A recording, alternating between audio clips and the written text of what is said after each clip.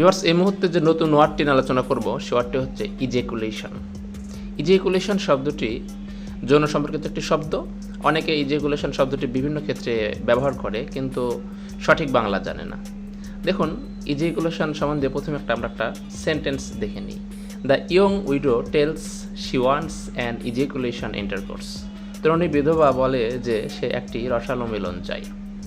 তো ইজেকুলেশন শব্দের অনেক আরও সিনোনিম হয়, সেটা নিয়ে এখন একটু আলোচনা করি। দেখুন, ইনসেমিনেশন, ক্র্যাম্পাই, breeding, discharge of semen, going out, ejection, emergence.